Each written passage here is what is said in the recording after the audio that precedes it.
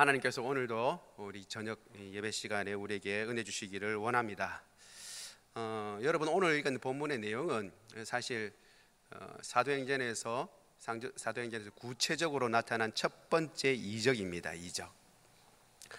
사도행전을 보면 놀라운 이적이 많이 일어나고 있는데 이적이 일어난 그 이적 중에 첫 번째 이적을 누가가 적고 있다라는 것을 알 수 있습니다. 제9시 기도 시간이라고 이렇게 얘기를 하고 있습니다. 여러분, 이렇게 유대인의 시간에다가 보통 6을 딱 더하면 지금 시간법으로 하면 지금 시간하고 거의 맞습니다. 9시에니까 6을 더하면 어떻게 되죠? 12 만들고 빼면 3이 남습니다. 그래서 3시가 되죠. 12시간 만들어 가지고 빼버리면 됩니다. 그렇죠? 그러니까 오후 3시에 해당합니다. 오후 3시. 오후 3시에 기도 시간이라고 분명히 이야기를 하고 있습니다. 이 오후 3시에는 모두 유대인들이 함께 모여서 기도하는 시간이었습니다. 그래서 그 시간에 기도하러 갔다가 가는 중에 미문이라고 하는 곳에서 앉아서 구걸하고 있는 나면서부터 못 걷는 자를 만나게 됩니다. 이 나면서부터 못 걷는다라는 말은 어머니 뱃속에 있을 때부터 걷지 못한다라는 뜻입니다. 그러니까 걸어본 적이 없는 사람이죠. 걸어본 적이 없는 사람인데 이 사람의 나이가 뒤에 나오기를 40세 정도 된다 이렇게 되어 있습니다. 사도행전 뒷부분을 보면 나이가 나오는데, 그러니까 적어도 이 40년 동안 못 걸었고, 그리고 또 돌봄을 만약에 부모님들이 계셔서 돌봐줬다 하면 이제 한 30년 정도 이렇게 나와서 구걸 생활을 한 것 아닌가 이렇게 생각을 합니다. 그렇게 하는 사람을 만났는데 베드로가 이제 좀 유심히 보았습니다. 주목했고 그러게 이제 보라고 얘기를 합니다. 그러니까 아마도 이 거리는 이제 사람의 얼굴을 늘 보면서 이렇게 그걸 한 것이 아니라 땅바닥을 보았거나 고개를 숙이고 있었던 모양입니다. 보라고 하니까 뭔가 더 평상시와 다르게 그냥 돈만 던지는 거하고 다르게 보라고 이야기를 하니까 더 큰 것을 얻을 수 있을 거라고 생각하고 이제 베드로를 봅니다.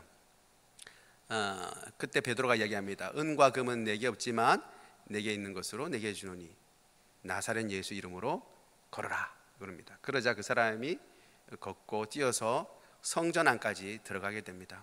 그리고 하나님을 찬미하는 모습을 보고 많은 사람들이 놀랐다라고 하는 것이 오늘 본문의 내용입니다. 사실 처음에 여러분들께 말씀드릴 때에 왜 이 첫 번째 이적이다 이렇게 말씀드렸잖아요. 그렇죠?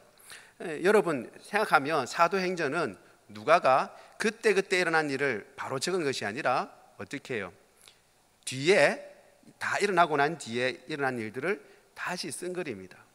그러면 뭔가 첫 번째라고 할 때 그 앞에 보면 이적들이 많이 일어났다고 얘기를 하고 있습니다. 사도를 통해서 많은 이적이 일어났다라고 했는데 그 많은 이적 가운데 왜 하필이면 이 사람의 나면서부터 안진뱅이로 있고 걷지 못하는 사람의 이 이적을 제일 먼저 언급하고 있는가라는 것도 우리가 생각을 해봐야 합니다. 제가 이 말씀 드리는 것은 우리가 성경을 읽을 때에 그냥 읽는다고 읽으니까 그냥 막 읽는 것이 아니라 만약에 누가가 이렇게 했다면 왜 그렇게 했을까? 그리고 누가는 그렇게 먼저 이 사람의 이적을 먼저 이야기해 주면서 뭘 더 강조하려고 했던가라는 것까지도 우리가 살펴보면 성경의 내용을 아는데 많은 도움이 됩니다. 그래서 성경 하나님의 말씀이니까 당연히 뭐 그런 거지 하고 읽을 수도 있지만 구조를 이렇게 보면서 읽으면 도움이 된다라는 말씀입니다. 결론적으로 말씀드리면 첫 이적은 오늘 오전 목사님을 통해서 우리가 들은 말씀과 똑같습니다. 구원은 회복이다라는 것을 그대로 드러내 주는 것입니다. 예수 그리스도께서 이루신 그 구원의 첫 번째, 그것을 알리는 첫 번째 이적이 회복에 관한 것이었습니다. 여러분, 이적은 여러 가지 많이 있을 수 있습니다. 자연이 멈춘다든가, 예수님도 그러셨죠. 뛰노는 바다를 잠잠케 하시기도 했습니다. 바람을 멈추기도 하고 여러 가지 이적이 많은데 그 이적 중에 나면서부터 걷지 못하는 사람을 온전케 하고 걷게 했다라는 것을 통해서 사실은 예수님이 어떤 분이신가라는 것을 드러내주고 예수님이 하신 일이 바로 회복에 관한 일이다라는 것을 드러내주고 자신이 있는 것입니다. 우리는 오늘 그와 같은 것에 대해서 또 살펴보고 그다음에 몇 가지를 좀 같이 살펴보려고 합니다. 첫 번째 우리가 눈여겨봐야 하는 것은 제9시 기도 시간에 베드로와 요한이 성전에 올라갔다라는 것입니다. 우리가 그냥 생각해 보면 기도 시간에 성전에 올라가는 것이 뭐가 그렇게 특별한 것이 있는가라고 생각할 수 있는데 좀 생각해 볼 필요가 있습니다.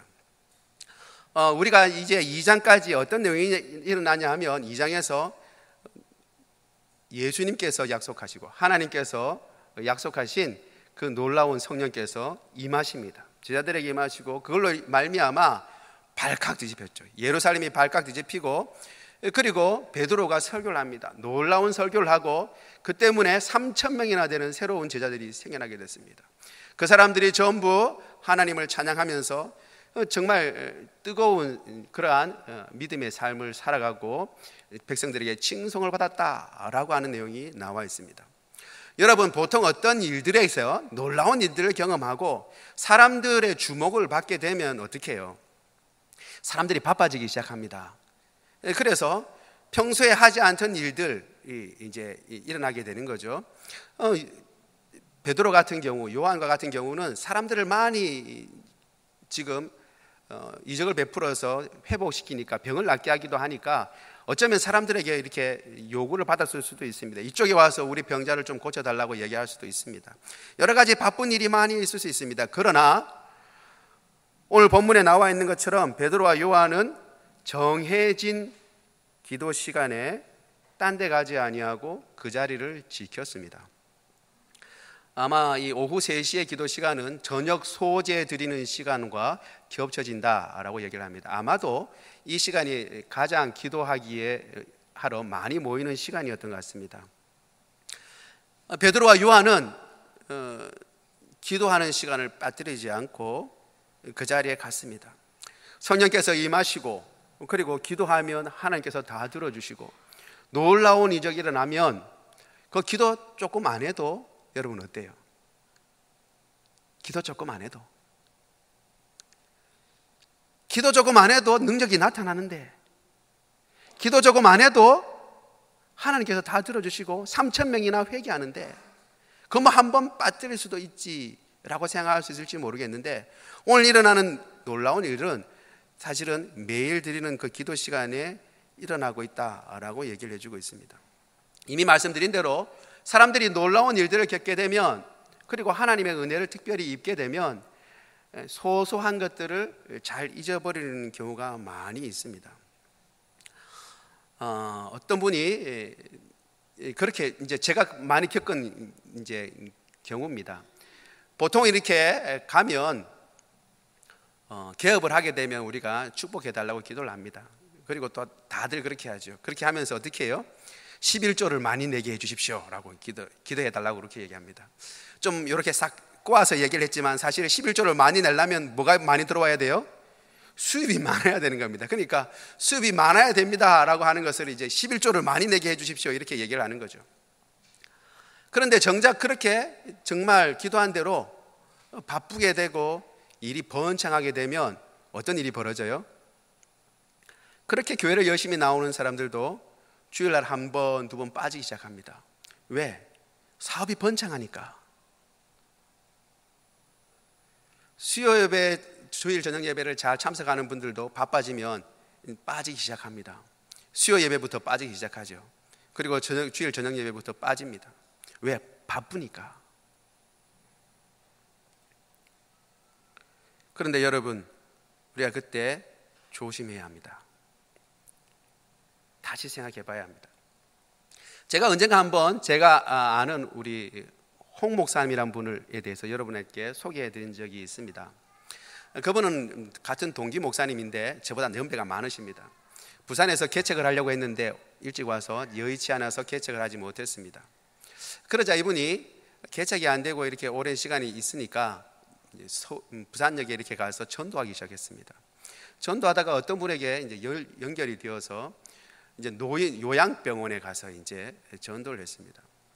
매 월요일인가 그렇게 계속 전도를 하셨는데, 처음에 전도할 때는 월요일과 목요일 이렇게 전도를 했습니다.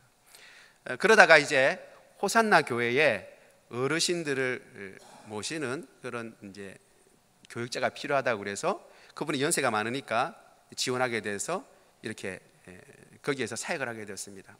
얼마나 좋아했는지 모릅니다. 왜냐하면 호산나 교회가 세워질 때, 명제 세워질 때 그때 살짝 와봤거든요. 와서 이렇게 크냐라고 하면서 여기가 강대상 노일 자리라고 그러니까 거기 한번 서보기도 했습니다.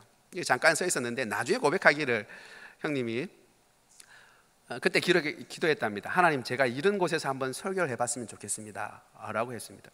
그런데 정말 거기에 부교육자가 되어서 거기서 설교를 할 수 있게 됐어요. 하나님의 기도 응답이죠. 그분이 이제 제가 마리아반이라고 이제 나이 많으신 여성분들을 담당하다가 제 뒤로 이제 그 여성분만 아니라 남성분까지 다 담당하게 되었습니다. 그런데 그 분들이 지역도 넓고 사람 수도 많아서 일이 많습니다. 그래서 한 번은 이야기를 하다가 이렇게 얘기를 했습니다. 형님 요즘 어떻게 지내십니까? 이야기하다가 월요일 날 계속 거기 요양병원에 나가서 전도한다고 그러더라고요. 그래서 제가 형님 그거는 목사님 그것은 지금 이제 이 마리아반을 하면 너무 힘듭니다. 시간도 많이 그 사역을 할 수 없습니다. 월요일은 온전히 쉬어야 됩니다. 그러니까 그건 이제 그만두시면 어떻습니까? 라고 얘기를 했습니다. 그러자 그 목사님이 제게 말씀하시기를, 그 목사님, 나는 생각하기를 나와 같은 사람이 이와 같이 큰 교회에서 이런 사역을 맡을 수 있을 거라고는 생각지도 못했다는 거예요. 그러면서 아까 얘기한 그 말씀도 해주시는 거예요. 이제 큰 교회에서 기도 이제 말씀도 전해봤으면 좋겠다라고 하는 소망도 풀어봤다는 겁니다. 자기가 암만 생각해봐도 이렇게 큰 교회에서 사역을 할 수 있는 여건이 못 되는데 어떻게 해서 이렇게 사역을 할 수 있었을까라고 생각해 보니까 한 가지 생각나는 것이 거기 월요일과 목요일 전도하는 것이었어요. 아무것도 아닌 것 같지만 어르신들 앞에서 전도하는 것을 하나님께서 기쁘시게 생각해서 이런 기회를 주셨다라고 본인은 그렇게 생각하고 있었습니다. 그런데 이제 하나님께서 축복을 주셔서 큰 교회에서 사역을 하게 되었다고, 지금 만약에 월요일 날 전도하는 이것을 이제 그만둔다면 축복의 뿌리를 자르는 것입니다. 축복의 뿌리를 자르는 것입니다. 그래서 제가 잘못했습니다 그랬습니다. 잘못했습니다 라고 했습니다. 여러분, 종종 그리고 왕왕 많은 사람들이 하나님께서 그런 일들로 말미암아 축복을 주셨는데, 조그만한 일 축복을 주셨는데 하나님께 나와서 누가 보든 안 보든 열심히 기도하고, 그리고 누가 알아주든 안 알아주든 예배에 꼬박꼬박 참석하면서 하나님의 은혜를 구하고, 그리고 알아주든 알아주지 않든 하나님의 말씀을 보고 그리고 기도하고 간구한 것을 하나님께서 기억하시고 그리고 축복을 해주셨는데 나중에는 어떻게 해요? 그 축복이 오히려 저주가 되어버리는 겁니다. 왜? 축복의 기준을 하나씩 잘라가고 바쁘다는 이유로 말씀도 등한히 하고 예배도 등한히 하고 기도도 등한히 하게 되는 것입니다. 그러면 결국 축복이 아니라 저주가 되는 것이죠. 지금 베드로와 요한은 놀라운 하나님의 은혜를 입고서도 하나님 앞에 기도하는 시간을 빠뜨리지 않았습니다. 여러분, 하나님께서 여러분에게 은혜를 주십니까? 하나님께서 우리에게 은혜를 주시고 감사한 일들이 많습니까? 그러면 더욱더 그 조그만한 일, 하나님께서 기뻐하시는 일에 최선을 다하는 저와 여러분 되기를 원합니다. 하나님 앞에 기도하고 하나님 앞에 나와서 예배드리고, 오늘 저녁 예배에 여러분 정말 잘 나오셨습니다. 저는 새벽기도 나올 때마다 항상 하나님 앞에 간구합니다. 주님, 오늘도 이 축복의 자리에 저를 불러주셔서 감사합니다 라고 기도부터 하고 그 다음에 기도합니다. 여러분, 하나님께서 우리에게 복 주시기 위하여 이 자리에 불러주신 줄 믿습니다. 여러분, 우리가 하나님을 위해서 이 주일 저녁에 나와서 앉아 있는 것이 아니라 하나님께서 베풀어 주실 그 은혜를 받기 위하여 우리 이 예배 자리에 참여하고 있는 것이고 그 하나님의 은혜를 누리고 있는 것입니다. 그것을 여러분 기억하시기를 바랍니다. 사실 이것은 다윗에게도 그대로 일어났습니다. 우리가 잘 아는 대로 다윗은 골리앗을 무찔렀죠. 유명한 장군을 무찌른 것입니다. 덩치도 크고 이스라엘 어떤 장수도 그 골리앗 앞에서, 골리앗이 하나님을 회방하고 이스라엘 백성들을 욕하고 있었지만 나가지 않았습니다. 그런데 다윗은 나갔습니다. 나중에 너는 그 저 큰 용사다, 너는 나갈 수가 없다 라고 사울이 이야기를 하자 다윗은 이렇게 얘기했습니다. 저는 평소에 양칠 때도 곰이나 사자가 양 새끼를 물어가면 내가 쫓아냈습니다. 입에 물고 있으면 쫓아가서 그 입에서라도 건져냈습니다. 나를 해치려고 하면 그 입을 잡고 찢어버렸습니다 라고 얘기를 했습니다. 이게 무슨 얘기입니까? 다윗이 골리앗을 보고 갑자기 용기가 확 일어나가지고 골리앗 앞에 가서 싸운 것이 아니라는 것입니다. 다윗이 골리앗 앞에 가기까지는 뭐가 있었어요? 양치기 기간 동안에 많은 늑대와 곰과 그리고 사자를 쫓아낸 작은 승리들이 벌써 있었습니다. 그 모든 승리들이 모여서 결국 큰 골리앗을 무너뜨리는 승리로 이어지게 되는 것입니다. 여러분, 작은 승리가 모여서 큰 승리를 이루는 것입니다. 하나님 앞에서 마음을 정하고 기도하고, 하나님 앞에서 마음을 정하고 말씀을 읽고, 마음을 정하고 하나님 앞에 예배 드리고, 그 시간을 빼뜨리지 않는 것, 그리고 누가 뭐라고 하건 하나님 앞에서 최선을 다하여 믿음을 지켜나가는 것, 하나님께서 반드시 보고 계신 줄로 믿습니다. 그것들이 모여서 결국은 큰 승리로 우리를 인도하는 것입니다. 여러분, 그것을 기억하고 이 일에 최선을 다하는 저와 여러분 되기를 원합니다. 두 번째로 우리가 살펴볼 수 있는 것은 베드로는 내게 있는 것과 없는 것을 분명하게 알았다라는 것입니다. 베드로는 분명히 이야기합니다. 나는 은과 금은 내게 없다라고 분명히 이야기를 해주고 있습니다. 여러분, 베드로가 참 그렇죠. 가만히 있으면 될 걸 괜히 쳐다보라고 얘기합니다. 자기가 먼저 보라고 그러니까 기대를 가지게 되죠. 사람 생각에. 그러니까 뭘 줄까 하고 딱 보니까 그런 눈으로 보았습니다. 그러니까 베드로가 아차 싶었죠. 제 생각에는 그럴 거라고 생각합니다. 아차, 이 돈이 원하는구나 라고 생각하고, 은과 금은 내게 없다 이걸 먼저 얘기합니다. 내가 없다. 그렇지만 내게 있는 건 네게 준다 라고 얘기합니다. 여러분, 없는 것은 없다고 이야기를 하는 것이 아주 중요합니다. 많은 사람들은 없는 것을 있는 것처럼 보이려고 하다가 낭패를 당합니다. 돈이 없는데 돈 있는 것처럼 가장하는 것이죠. 그리고 이런저런 상황인데 그게 아닌 것처럼 가장을 합니다. 여러분, 없는 것에 너무 신경 쓰지 마세요. 없는 것은 없다고 이야기하고 그것을 부끄러워하지 말아야 하는 것입니다. 주님께서 우리에게 어떤 이들에게는 금과 은을 많이 주셨을 수 있습니다.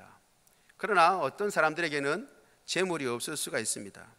여러분, 그것은 크게 부끄러운 것이 아닙니다. 내가 열심히 노력하고 애썼는데도 불구하고 재산이 불어나지 않는 경우도 있습니다. 여러분, 돈이 있으면 더 좋고 그리고 더 유용한 데 쓸 일이 많지만, 그렇지만 그것이 없다고 해서 그렇게 큰 어려움을 겪는 것은 아닙니다. 그러나 세상은 다릅니다. 세상은 돈이면 다 된다고 생각하고, 그리고 돈이 있어야 한다고 생각합니다. 금도 있어야 되고 은도 있어야 된다고 얘기를 합니다.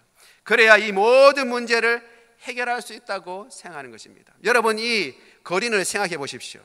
이 거린은 베드로에게 금이나 은을 요구했을 수도 있습니다. 혹은 돈을 요구했을 수 있습니다. 그러나 이들에게, 이 거린에게 돈을 준다고 해서 그가 그럴 수 있는 것은 아닙니다.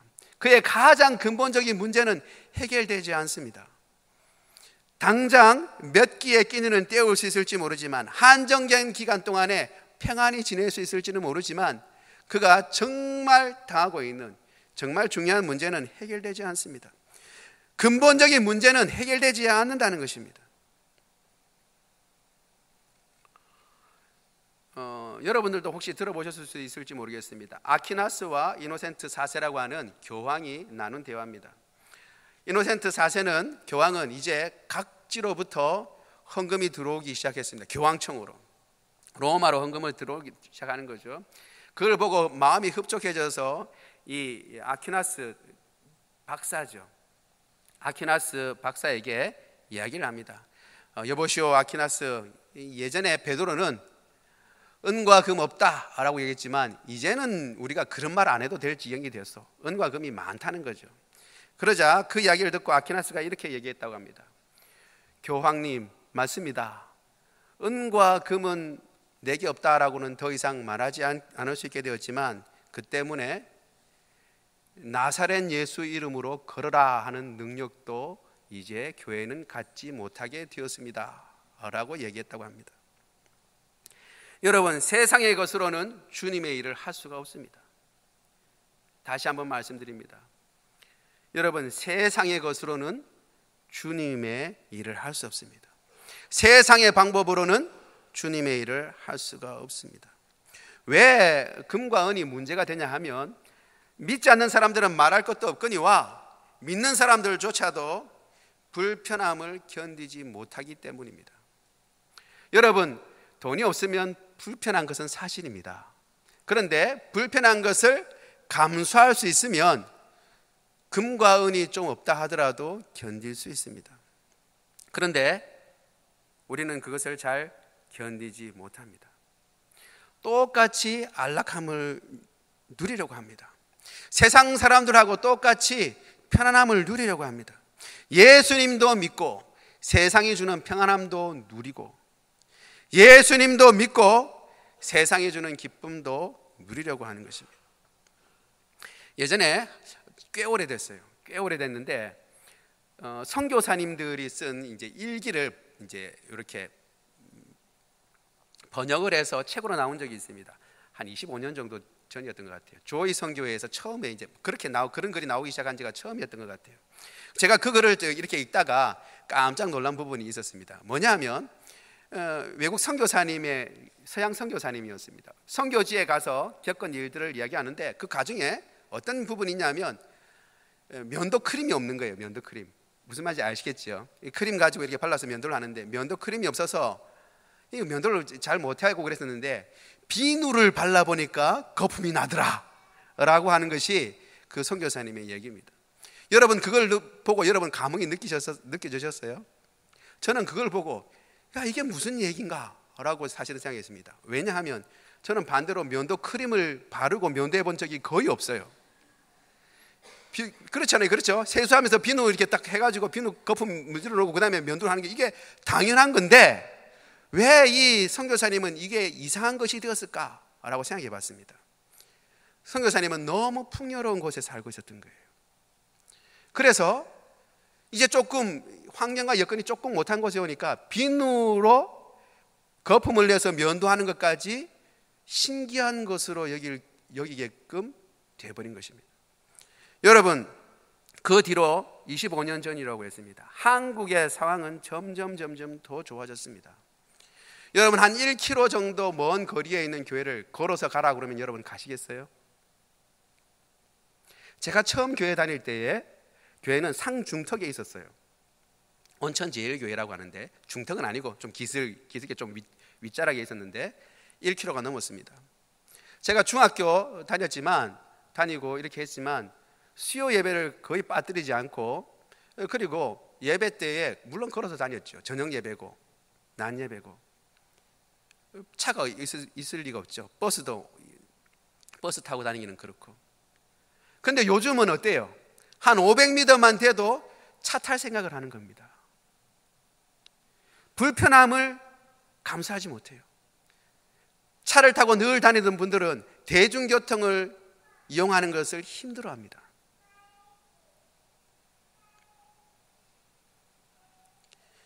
그러나 불편함을 견디지 못하면 많은 것을 극복할 수가 없습니다. 은과 금은 내게 없다라는 것을 인정하고 불편함을 감수할 수 있어야 하는 것입니다. 그래야 주님의 일을 감당할 수 있습니다. 이가 없으면 잇몸으로 사는 것입니다. 그리스도인들에게 금과 은이 중요한 게 아닙니다. 사실은 그 뒤에 있는 그리스도의 능력이 더 중요한 것이죠.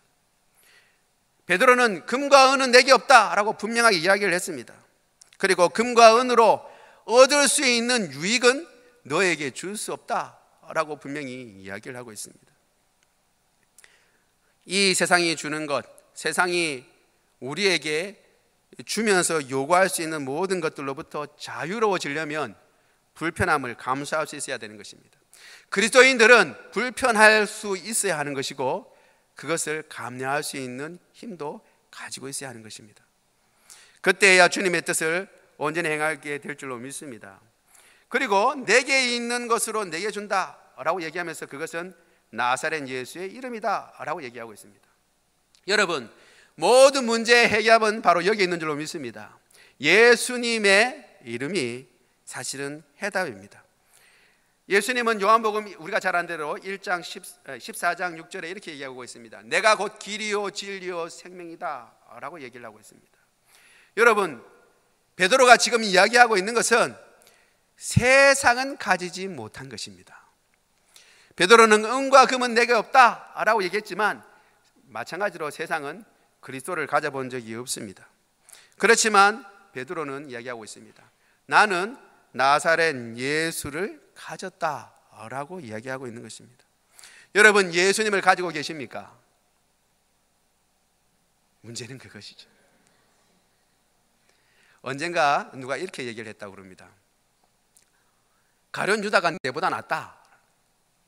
그게 무슨 말이냐라고 했더니만, 가룟 유다는 그래도 팔 예수라도 있었지 나는 예수도 없다 하는 거예요. 예수가 없으니까 예수도 팔 수가 없어요. 예수를 팔 수도 없어. 여러분, 예수가 있습니까? 우리의 삶 가운데 예수가 있습니까? 여러분, 그것으로 충분합니다.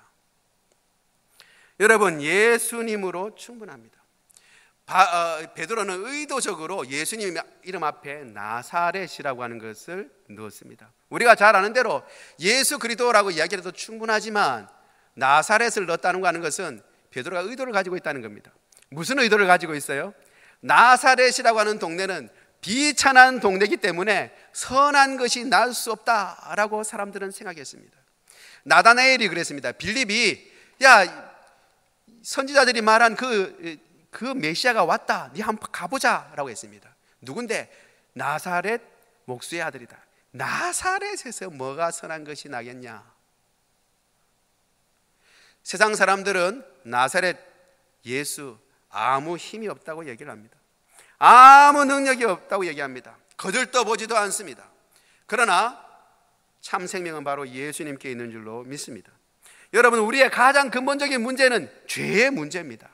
죄 때문에 일어나는 것입니다. 세상의 정욕, 탐욕, 미움, 저주, 이 모든 것들이 다 어디에서 나오는 것입니까? 죄에서 나오는 것입니다. 질투와 이 모든 것들을 다 해결하는 것은 예수 그리스도 한 분밖에 없습니다. 예수님이 아니고는 이런 문제는 해결할 수가 없습니다. 죄의 문제는 해결할 수 없습니다. 그리고 그 문제가 해결이 되면 나머지 문제는 사실은 부차적인 것입니다. 뭔가 더 있어야 된다라고 우리들에게 자꾸 세상은 요구합니다. 여러분, 제가 그게 선전이라고 말씀드렸잖아요. 선전. 여러분, 선전은 여러분 잘 보세요. 선전의 맥락은 이거예요. 여기 멋진 차가 있습니다. 네가 불행한 이유는 뭐라고요? 이 멋진 차가 없기 때문에 너는 불행하다. 다른 사람은 있는데. 네가 불행한 이유는 여기 이 좋은 화장품을 바르지 않아서 네 얼굴이 칙칙해서 그렇다. 이 화장품을 바르면 너는 더 행복해질 터인데. 네가 불행한 이유는 여기 멋진 아파트가 있는데 이걸 너는 분양 못 받아서 너는 불행하다. 선전을 다 보세요. 여러분, 그 가만 맥락을 보면 선전이 다 뭐냐면 이거 사야 너는 더 행복하다는 것을 강조하고 있는 것입니다. 그런데 여러분, 예수님으로 충분합니다. 나머지는 덤입니다. 덤. 예수 그리스도만이 진리요, 예수 그리스도만이 길입니다. 여러분, 이 나면서부터 안전병이를 일으킨 것은 예수 그리스도 이름의 능력인 줄 믿습니다. 우리의 모든 문제, 아이고 그럼 안전병이만 낫게 하는가? 예수 그리스도의 능력이 안전병이만 낫게 하는가? 그렇지 않습니다. 우리의 삶의 모든 문제들은 이 예수 그리스도를 온전히 믿는가? 그 예수님의 능력을 온전히 이해하고 그리고 예수님과 연합되어 있는가? 바로 여기에 있는 것입니다. 따라서 우리가 봐야 할 것은 금과 은이 아니고 바로 나사렛 예수, 바로 그분입니다. 우리의 삶의 문제들, 그리고 세상에서는 막 헷갈려 놓습니다. 네가 지금 불행한 이유는 이게 없어서 그렇다. 네가 지금 불행한 이유는 이것이 완전히 이루어지지 않아서 그렇다. 네가 지금 불행한 이유는 이것저것 모자라는 것이 많아서 그렇다. 아니면 저 사람 때문에 그렇다. 이런 환경 때문에 그렇다 라고 이야기를 합니다. 그때 여러분 절대 속지 마시고 우리의 눈을 예수 그리스도에게 다시금 고정시키는 저와 여러분 되기를 원합니다. 마지막으로 우리가 세 번째 봐야 하는 것은 이 나면서부터 안전뱅이가 낫고 난 뒤에 성전으로 들어갔다라고 하는 것입니다. 여러분 원래 장애인은 성전에 들어갈 수 없습니다. 미문 밖에서 그래서 구걸을 하고 있었습니다. 이제 그가 낫게 되자 바로 낫게 되자 걸으며 뛰면서 성전으로 들어갑니다. 8절에 보니까 이렇게 나와 있죠. 들어가면서 걷기도 하고 뛰기도 하며 하나님을 찬송하니 라고 되어 있습니다. 여기 보면 걸어가면서 라고 되어 있는데 사실은 반대입니다. 이렇게 해석하는 것이 더 맞습니다. 원문의 맞습니다. 뭐냐면 걷기도 하고 뛰기도 하고 찬송하면서 걸어 들어갔다 라는 것입니다. 걸어 들어갔다. 이게 왜 문제냐 하면 여러분 어떤 문제에 있어서 이야기를 할 때 주동사가 있고 부차적인 것이 있습니다. 엄마가 동생한테 묻습니다. 야야 아무개야 언니 지금 뭐하고 있냐 한번 봐라. 공부하는 줄 알고 이제 물어보는 거죠. 그러면 이제 동생이 이야기를 합니다. 엄마 언니가 지금 음악 틀어놓고 책 펴놓고 자고 있어. 그럼 핵심은 뭐예요? 음악 틀어놓는 게 핵심이에요? 책 펴놓은 게 핵심이에요? 아니죠. 하면서 뭐 하고 있다는 거예요? 결론은 잔다는 거예요. 잔다는 거. 마찬가지로 오늘 본문의 이 8절은 보면 뭐 하냐면 뛰기도 하고 걷기도 하고 찬송도 하지만 결국 뭐 한다는 거예요? 성전 안으로 들어간다는 겁니다. 들어간다는 거. 이게 중요한 것입니다. 이 나면서부터 안전뱅이 걸어본 적이 없는 사람이 낫게 되었을 때 자기가 가장 하고 싶은 게 뭐였겠습니까? 친척들 혹은 한라산 등반. 그렇죠? 꿈도 꿔보지 못한 것. 에베레스트 산 정복. 여러분 그걸 하고 싶지 않겠어요? 그런데 이 사람은 거기에 간 것이 아니라 하나님 찬양도 했지만 제일 먼저 간 게 뭐였냐 하면 성전 안이었습니다. 사실은 이 나면서부터 안전뱅이였던 이 거린이 가장 마음속에 원했던 것이 뭐였다는 거예요? 하나님 성전에 들어가서 하나님 경배하기를 원하고 있었다는 것을 사실은 이 누가가 보여주고 있는 것입니다.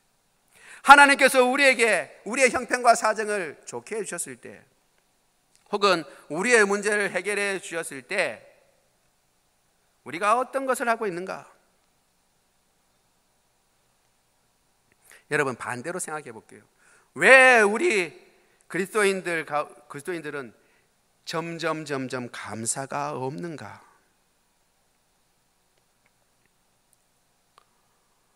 저는 생각해 보는데 제 자신부터가 예전보다 감사가 좀 줄어든 것 같아요. 여러분 감사가 왜 줄어들었습니까? 뭐가 있는가를 보는 것이 아니라 뭐가 없는가를 보기 때문에 감사가 줄어든 것입니다. 세상 사람들은 잘 사는 것 같은데 나는 그와 같은 것이 뭔가 없는 거예요. 그러니 내가 있는 것 가지고 감사하지 모르고 없는 것 가지고 불평하게 되는 것입니다. 제가 언젠가 한번 여러분한테 말씀드린 적이 있습니다. 어떤 믿음의 사람이 글을 썼는데 그 그림이 나와 있는 거예요. 우찌우라고 되어 있는 거랑 아마 대만 사람이 쓴 것, 크리스찬이 쓴 그런 책이었던 것 같은데 거기 그림에 보면 쇠창살을 붙잡고 어떤 사람이 막 나가려고 합니다. 근데 쇠창살 때문에 갇혀서 나가지를 못해요. 그러면서 왜 저를 여기에 가둬놓으셨습니까? 저를 빠져나가게 해주십시오라고 합니다. 점점 이제 그 장면을 멀리서 이제 그림이 점점 멀리서 이렇게 보는 걸로 되어 있어요. 나중에 전체 그림을 보면 뭐냐면 쇠창살은 다른 게 아니고 그 안에 불구덩이가 있어서 그 들어가지 못하도록 막아놓은 거예요. 나머지 넓은 곳에는 오만 재미난 것들이 많이 있는데 이 사람은 재미난 것들이고 풍요로운 것들은 바라보지 않고 어디 들어가겠다는 거예요? 불구덩이에 들어가겠다고 지금 쇠창살을 붙잡고 저 안에 들어가고 싶은데 왜 나를 막냐라고 지금 쇠창살을 붙잡고 있는 것입니다. 여러분 첫 번째 인류가 경험했던 것도 똑같아요. 오늘 목사님 말씀해 주셨는데 각종 열매 맺는 나무 실과 다 주시고 평명나무 열매도 하나님께서 주셨고, 다 먹어도 되지만 한 가지만 먹지 마. 내하고 약속하자. 뭐예요? 선악을 알게 하는 나무의 씨과는 먹지 말라라고 했습니다. 그러니까 다 먹어도 되는데 그거 안 보고 뭘 봤어요? 인류는, 아담과 하와는 뭘 봤어요? 먹지 말라고 한 그것만 본 겁니다. 하나님 불공평하시지 않냐? 왜 이걸 먹지 말라고 하시는가? 보니까 먹음직스럽고 보암직도 하고 지혜롭게 할 만큼 한데, 딱 하나 그거 어떻게 했어요? 그거 먹었어요.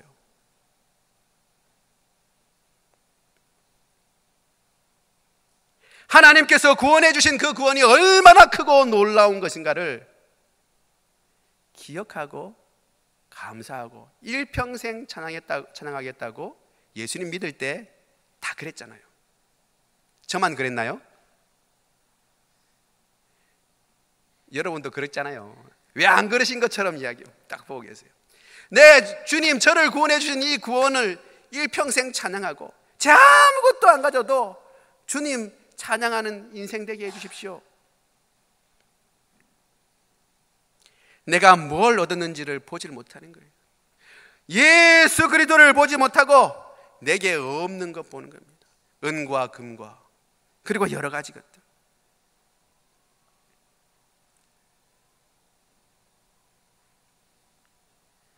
감사는 주님께서 우리에게 주신 것들을 항상 되새기며 그것을 바라보고 기뻐하는 가운데 나오는 줄 믿습니다.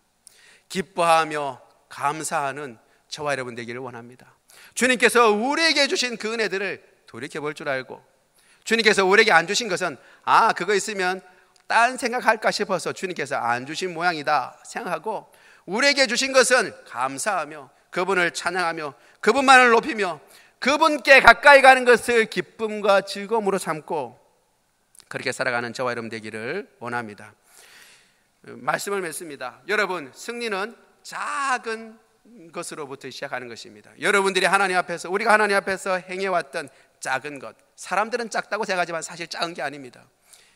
예배 시간을 빠뜨리지 않는 것, 그리고 정해진 시간에 기도하고 하나님의 말씀을 읽는 것, 그리고 하나님 기뻐하시는 조그만 일이라도 우리가 챙기는 그 모든 일들을 주님께서 은혜 주셨을 때에 더욱더 잘 감당하는 저와 여러분 되기를 원합니다. 은과 금이 없다 할지라도 여러분 걱정하지 마십시오. 더 놀라운 예수 그리스도를 우리는 가지고 있습니다. 그것으로 만족하고 그것으로 기뻐하고 그 우리에게 주신 것으로 인하여 감사할 줄 아는 저와 여러분 되기를 원합니다.